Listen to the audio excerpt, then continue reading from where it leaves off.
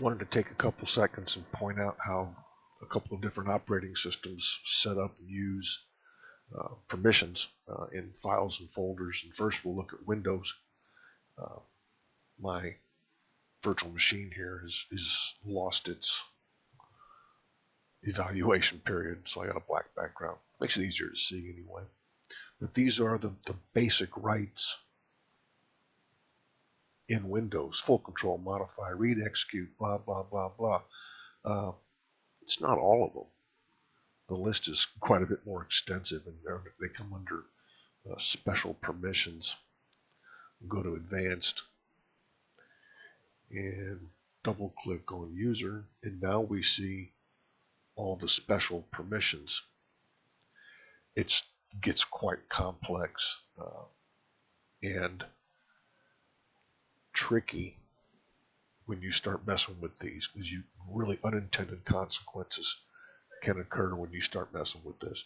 A lot of this is in here for system files, for program files, for the system itself to be able to interact with various files and folders. All of this is made possible by and provided by the NTFS file system. That's the big strength of NTFS.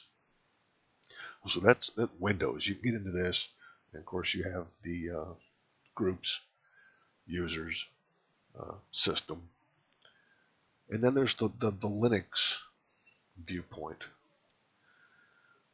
Oh, nice, my login died.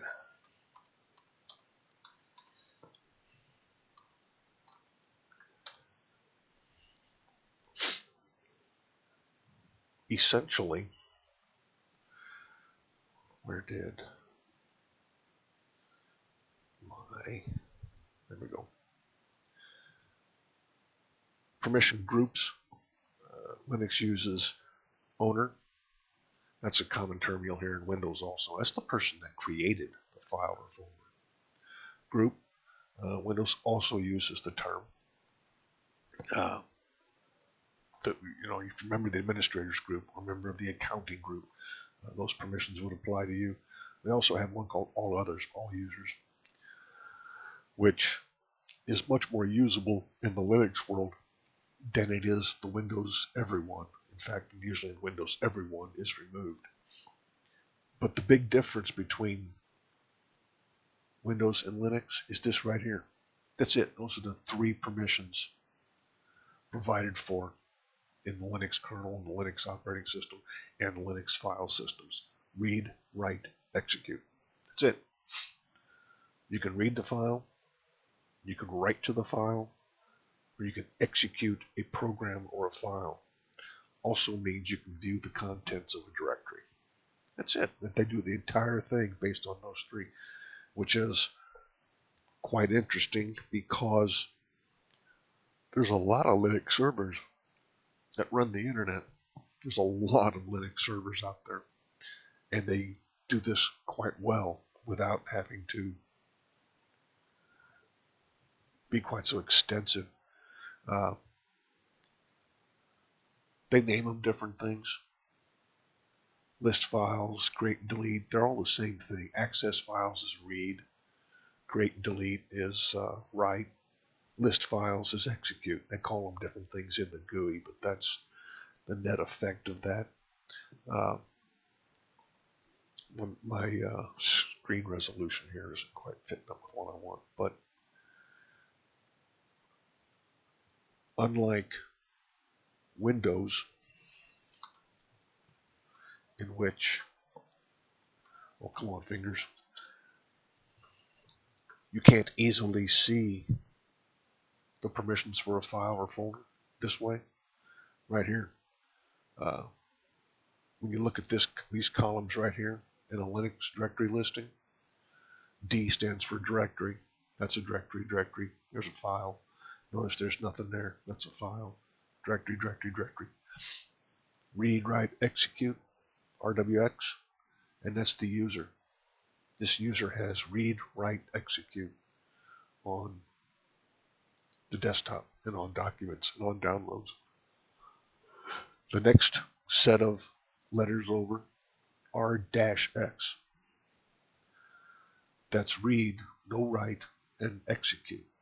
In other words, this is user, this is group. Group cannot write. They can execute, they can read. And then there's this third set. Again, read, no write, execute for others. And that's all users. So it goes user, group, others.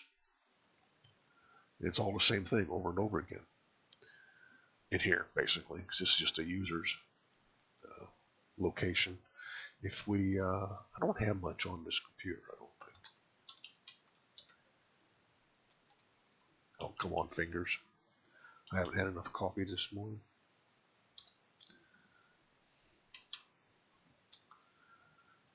That's it. In downloads, that's the only file I've got.